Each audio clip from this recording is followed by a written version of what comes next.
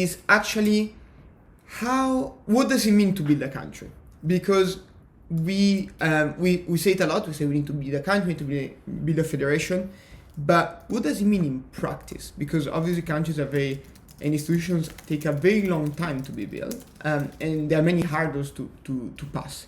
And we are very serious about this. We are very aware that it's not going to be easy, or it will take a couple of years. It will take a long time. It will be a lot of efforts. And so let's try to explore together this week, when we are still in exploration phase, what does it mean to build a country, how we can do it, and please contribute, because we don't have the overall wisdom on this topic. It's a very new topic also for us. So I think that the first thing, whenever we build something, Colombe, what is it? What do we need to do when we build something? Consultations. You gave away the answer too quickly. Okay, I can pretend to think about it. We need to consult. I love consultations. So, consultation. Basically, we need to understand the need. Why are we doing this? Maybe it's only the two of us in front of the screen that think that this is important. But I don't think it's only the need. It's also the how, the shape. Exactly. But so the need and the how shouldn't come from two people with a particular background, or even a bigger movement. As I said, we have like 20,000 members, but it's not representative of all cultures and all differences on this planet. And if we want this project to succeed, we have to be incredibly inclusive. But recap what the project is for newcomers, and then we jump into consultations.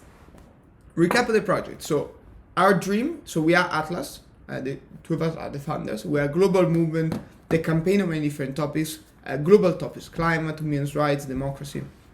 And we understood after many campaigns that until we don't create a system that will enable us to tackle global issues, nurture global opportunities, or simply come together as a human race, we will not really move forward. And the problem is that the clock is ticking. Climate change is a big risk. Nuclear war might happen anytime. Discrimination is still ravaging families, communities across the planet. So we need to find a solution. And the best solution we could come up with, so far the best idea, is the one of creating a new system that would be let's create a global institution. So basically a place where citizens... Or democratic global institution. Democratic global institution. A place where citizens can come together, vote and elect representative, tasked with the idea of solving global issues and putting the globe, the planet, humans above national interest. And this can take the shape of a global country, and this is how we call this broadcast, because it's also cooler and more than the democratic global governance, which people keep on putting asleep whenever I say it, despite the fact that it's so cool. And also, I fully agree. So it's a bit easier to imagine, but there could be also a global federation of countries, a global multinational, intranational institution. So there are many ways to actually get to the result we want. So this is the context. And in order to get there, in order to build this global federation, this global country, there are 3 steps we envision that are actually much more complicated than what we're going to be saying. And please let us know what you think, and if you want to support in the chats. The first step, as I said, is consultation, which is probably my favorite step. So consultations are needed, as Andrea said, because we need to understand how people feel about it. If we want to build the governance of tomorrow that is democratic, that is inclusive, that works for the world, simply, we actually need to do it with the people. Not only because it's the right thing to do, you go beyond biases, you include more people, you make sure that no one is forgotten, but because it's the only way of actually thinking outside of your own box, and crowdsourced solutions tend to be so much better. So what we want to do is, as of the 1st of January 2023, so I'm freaking out in 2 months, we're really not ready whatsoever. As of the We'll never be ready, I think. Yeah, but we're really not ready. Well, it's another discussion. As of the 1st of January 2023, to launch a 1-year-long consultation process. And during this consultation, we'll run it on the ground by doing meetings, town halls, discussions, events, and also online, and using, for now, we envision a software called Console that is open source and was developed by the city of Madrid. We'll ask people a lot of things. What are the issues with the current governance systems they're part of? Yeah. Some might say it's authoritarian. Some might say they don't participate enough. Some might say they don't believe in representative democracy, but only indirect. Some might say, I don't know, whatever they might say. So what are the issues? Then we'll divide, people will prioritize it, we'll prioritize the topics they want to discuss, and then we'll discuss solutions to them, and we'll crowdsource them, and we'll vote on them. Yeah. Out of the most voted one, we'll create in common some proposals, etc. So some of them might be, we need a global federation of countries, kind of like in Star Wars, but in a good way, not in a negative, kind of creepy, scary, empire way, in order to administer our response to climate change. And in order to do it, we elect a parliament. Or we don't, maybe we don't. We do it another way. Maybe and it's direct democracy. Yeah. And this parliament has, I'm just giving an example, but this parliament has direct competence over anything climate related. That might be one of the things. And then, at the end, we come up with a list of what this global governance system should look like, country, federation, anything else, a decentralized association based on the blockchain, anything else that it can be. So we come up with an idea, we come up with the competencies, we come up with how it works, and with some proposals maybe. Yep. And we jointly adopt it across the world. And people will have participated in their local languages, and in English, offline and online. And like this, at the end of 2023, sorry, I'm so excited. I think this is so cool. It's very cool. We'll have a joint vision of how to work together across the world. I said it yesterday, I'll say it again, borders make no sense. The way the world is administered make no sense. And the way countries were created, where when we could only travel on horseback and literally we needed to administer countries this way, it's no longer the case. We need to collaborate across borders. We need to act as one. And hopefully through those consultations, we'll get to a similar vision. You see that and the sun comes out even in London. Incredible. So if it's not a sign. This is the plan that we want to deploy for the next few years. But what does it mean to build a country? Because again, did you want to talk about the institution building and the founding? Yeah, I would just jump into. But let's do. You're right. Let's do first the timeline. So 2023 is a consultation. 2024, we say, okay, we now know exactly what we want because people from all over the planet contributed to this idea. Now let's make it happen. We're gonna do two things. One, we're gonna build the infrastructure for this institution to be created. But more importantly, we're actually gonna run a massive campaign. A massive campaign in front of the United Nations, because basically starting from 2024, but in 2025 and 2026, the new leader of the United Nations will be selected. We say selected and not elected because, sadly enough, even if this person should represent the people of the world and so on, truth to be told, it's a handful of countries sitting in the Security Council, the highest body of the United Nations, will handpick a person that they like, that makes everyone happy, and they can represent the United Nations. It's like the lowest common denominator. The lowest common denominator. So this will happen. And already in 2021, when the last time this happened, Colombe and I and our volunteers have launched a campaign to try to propose a new leader, a people-backed leader at the United Nations, a female leader also, because there's never been a woman in power in 8 years in the institution. And in 2 weeks, thousands of people actually participated in our primaries to select our candidate. It happened to be the former president and vice president of Ecuador, so a big name, Rosalia Arteaga. Rosalia Arteaga, and she actually made it to the General Assembly of the United Nations when she was discussed and then vetoed by the Security Council. So, but this small test that we did in just a couple of weeks showed us the power of actually bringing people voices and people power into global institutions and global democracy. So we're going to do exactly the same in 2025 and 2026, with a big difference, is that this time we're not going to only propose a candidate, we're going to propose a whole vision of how global democracy should be run, or how democratic it should be, or how actually such elections and such procedures should be conducted completely different in a democratic manner. And if we succeed, then kudos to us, we're going to be very happy about it. But realistically, we are not going to succeed for a simple reason. In the decision-making body of the United Nations, there are at least two nations, but I could say more, but at least two nations, they are very, very against our message of democracy and freedom. Russia and China. They have the power to veto any candidate we would bring forward. And this is not to say that the United Nations, the United Kingdom, or France will welcome a democratization of the United Nations. I don't think they will. But at least they are not against the idea of democracy. China and Russia are. So for sure, there is a 99% probability that regardless of how big and powerful a campaign will be, our candidate will be struck down. And this will be our ultimatum to the current international institutions. We're going to say, look, we tried, we engaged. You decided not to listen. And millions of people, hopefully, if we manage to conduct a proper campaign, are behind us. So it's now time to start something new. And here it begins. It begins the third phase. So to recap, before going there, we're doing consultations to come up with a common vision of a democratic global governance, a global country, a global federation. Then we need to bring it to the masses, and we're using the UN Secretary General selection process, not election because it's undemocratic by a few countries, and it's insane, to make our case. We will regardless push our vision onto other candidates. So let's say person X runs from Venezuela, we will say, okay, adopt this common vision regardless. We'll run primaries to bring a candidate because elections are really interesting. People love to watch political debates. People love to hate elections and politics in itself.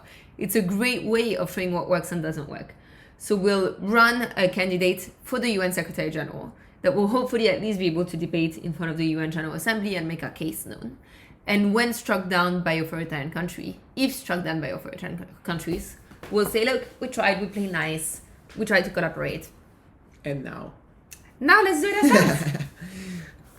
So who said that a global country or a global institution has to be built by nations? No one said it. No one, actually the first nations and the first countries were always built by the people for the people. And then they became bureaucratic and institutional. So what's our dream, Colombe? So after 2024, from 2025, 2026, we'll build this country. Which is why we're doing this Twitch channel, how to build a country. And who said again, it can't be done. So we're going to deep dive into what it means to build a country. But based on the vision, we'll get started. Citizens across the world can decide that a new form of governance is needed and do it themselves. And us, the people of the world, will do this if the UN doesn't change and reform itself. And I have very little hope it does. I still hope the UN kind of wakes up and is like, needs to be reborn to rise from the ashes and so on. Very unsure this will happen. And so we will start. We'll get started. It's an insane task. And before we go into what it means to build it, let me say it's an insane task. We clearly are a bit mental to do this. No, but it's true. Like, a tiny bit. It's weird as fuck. Like, it's not, sorry for the fuck. It's not really, really normal. But it's one of the few hopes we have for humanity. Tech might solve some of the issues, but tech is a tool. It might also be used for evil. Regardless, going beyond differences and uniting is the best hope I personally have. It's how every good movie ends, right? Like, people go beyond their differences, unite, and stand against evil. I think there's something to this. I think there's something true. And I think that's our dream. And so through this Twitch channel for our social media, basically what we want to do is, one, past this first week of exploration on Twitch, we want to use it to explore how countries were built in the past. This will be part of our thinking on how to build a country. That means how a health service is built. What is money? How was it introduced? What are different types of money?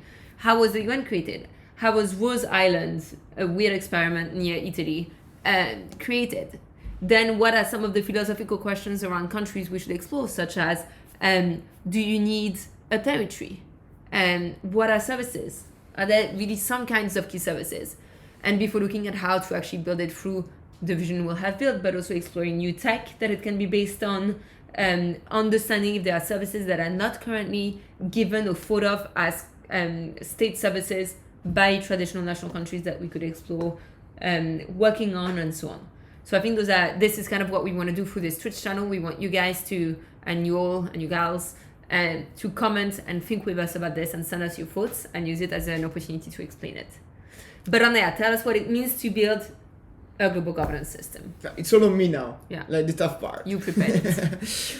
So, obviously, it means many things, but I started this morning to lay down fundamental elements that make a country or an institution. Because at the end, we still a human society, and there are things that signal that something is legit, that something is working, that something is useful. So in building such a dream institution, we still need to think about how it adds value to people, how it addresses current concerns and not only like future speculations. And so I identified a few building blocks that any country has and our country will have to have. The first one is very simple. It's a constitution. I think we have seen, obviously, constitutions are a very powerful tool. All citizens know more or less, not the content of the constitution, but refer to the constitution in a country and so on. And actually, for example, experiments or like institutions like the European Union that do not have a real constitution suffers a lot out of it. Like people do not understand fully their form, where the rules are laid, the power that they have in the institution. So it's very important that we come up with a comprehensive, inclusive, modern, innovative constitution. And they will also add a system to regularly update it and improve it. Because, for example, the US Constitution is definitely a beautiful piece. There are many rules that do not make sense anymore. For example, the carry weapons and so on. And there's no way that the US will easily change that. And it's stuck in time 200 years ago. So this is something that we need to fix. And we need to imagine how to do better to ensure that whatever we build now in 2025 will still be actual and powerful in 2200. And I think that might as well come out of the consultations, right? Like the fundamental values, for example, for me, rights, including women's rights, LGBTIQ plus rights, and so on, should be in it. The system of governance, how you regularly review it. Like, maybe you gather a citizens' assembly every 10 years to review the constitution or not, right? Like, there's a lot of ways of thinking about it. And think about rights. Now we have an understanding of rights. Maybe in 200 years, people will be like, even I don't know, they see as new rights that we do not foresee right now. So we're gonna need to be able to expand it easily. Then we have a constitution. We're gonna need to have institutions. So a country needs services, need administration, need bureaucracy. This can be done way better than it's done today in many places, but still you need a body that deliver for the people. So we need to build administrative and political institutions for this country to be governed, to be managed, and to be successful. Whether this is, as we said before, a fully digital, direct democracy country, or actually a country that aspires to be physical with traditional democratic institutions like a parliament, a government, regions, and so on. This is something that's going to come up of the consultations. But surely enough, it will not be just a web page where you subscribe to something, because that's not a country, that's a campaign page. So we need to build bodies, institutions, and layers to make sure that a country works for its citizens, and hopefully for all citizens on this planet. So administrative and political institutions will be a step, and we're going to need to design them very carefully because many today are failing. There are recurring issues with public bodies and so on, corruption, inefficiency, distance from the people. Some countries are doing better than others, so we can look at a lot of best practices across the planet. I know you're a big fan of Taiwan, for example, and others. But we're gonna need to build them. But I think that's the really cool thing of looking at the whole world, and not just as like, let's think of how to build an ideal institution, but actually starting from, I'm from Paris. I could give you ideas of what really doesn't work in Paris, in my region, and in France, right? But someone who's from Nairobi in Kenya would be able to tell you, well, this works well, this really doesn't work. And we can draw from so many lessons, including really good ones. You mentioned I love the infrastructure system of Taiwan. I think it's so cool. And I could speak about it for hours. I'm happy to do a live on this with someone from Taiwan. But I think, there's so many things we can learn. So it's not starting from scratch. It's looking at the main issues and how we are already solving them and whether something else is needed. Very true. So this is something that we need to do together. The third point that I imagine is we're going to need an economic system. We're going to need a currency. But do we? Do we not? Do we envision... we're going to have some contribution to make the body work, right? So but does it have to be currency? No, I don't know. I don't know an alternative. What I'm saying is and this is what I also want to do with this channel, is at one point have an actual debate on, are currency needed? Is it something that is useful or because there's more harm? Is it not? How do How do you otherwise value certain goods? Is it based on barter, like exchange? Exactly. So I think it's an interesting discussion. Very interesting. It's a bit of intellectual masturbation, but still. But at the end, economic systems are very, very, very important. And so we're going to need to tackle it. And obviously, then we can venture into the space of cryptocurrency if you think the currencies are needed. Exciting, dark space with a lot of things happening that are not cool, but some that might be cool. So, big topic. I mean, money is what moves the planet, sadly. So money would be something, or alternatives for, in lieu of money will be a big topic for us to explore and try to find a solution. Then diplomatic infrastructures. I think you missed electoral rules and cycles. Electoral rules and cycles. Sorry, I jumped too far. Electoral rules and cycles. Even if we are the founders of an organization that is working on this topic, we not have any special place in the institution, in the global country build, because we're building in a democratic way. And so we need to find an electoral system that works, that is democratic, that balance or eliminate all the problems that you mentioned, for example, before. And maybe it's not an electoral system. Look, I love politics and I love elections. So for those of you who don't know me, voting is my favorite activity. I actually have Excel spreadsheets ranking candidates, policies, and so on. I love it. However, maybe we decide it's by sortition. Maybe we decide it's direct democracy. It's not my favorite option, but I think it's an interesting thing. So absolutely, we will need to decide the model of governance, but I don't think necessarily electoral rules. I fully agree. But even if it's by sortition, how often does it happen? Yeah. How does it happen? So all these topics, basically, how do we govern this beautiful beast we are building, is something that we're going to have to work on. Then diplomatic infrastructure. We do not think that we're going to be the only political actor in the future. Maybe many years, the whole of humanity will come together and it's going to be very beautiful. But for sure, as a start, we're going to have a stance towards other nations and institutions, both to cooperate with them, both to involve them in our work, maybe to lobby them to join us. So we're going to have diplomatic stances. How does this happen? Who are the ambassadors of these?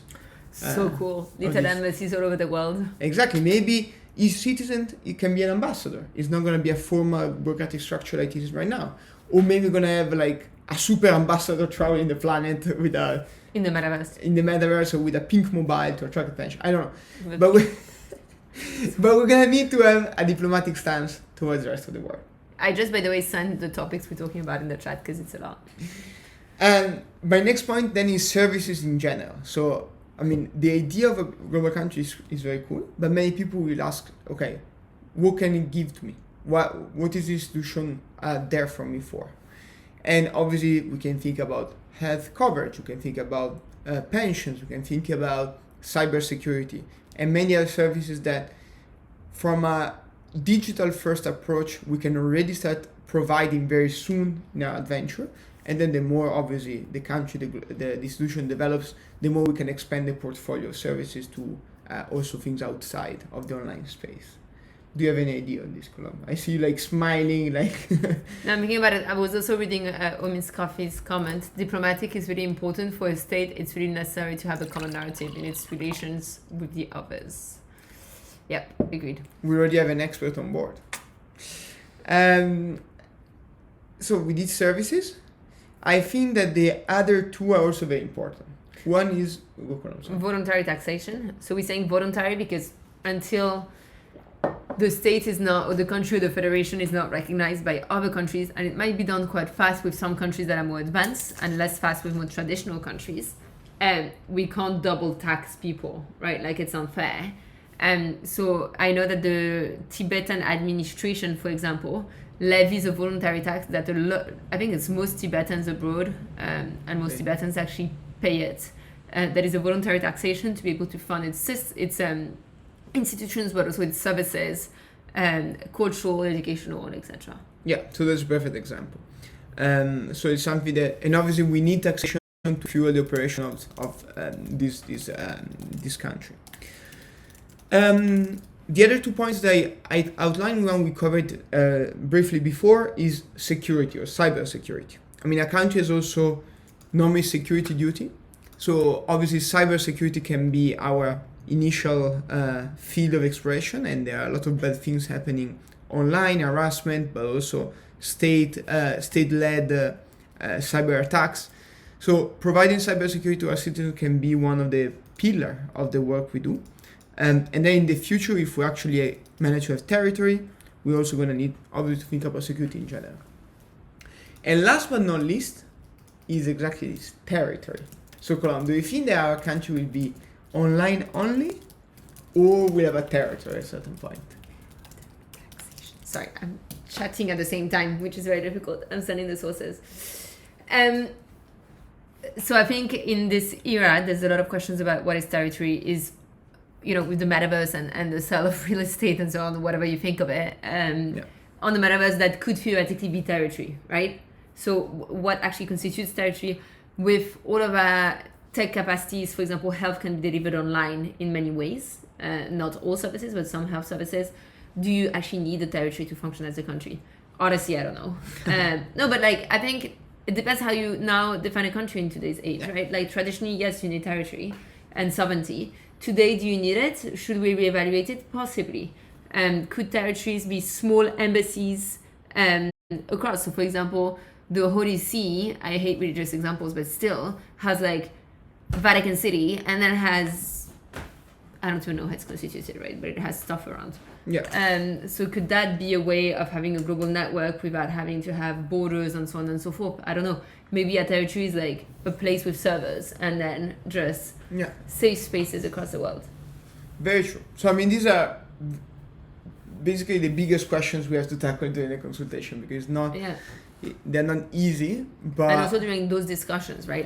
Right now we're giving it a nonetheless list of potential topics, but there's much. I mean, it's also going to be useful to kind of just discuss it together. I fully agree. And this will lead me to the last section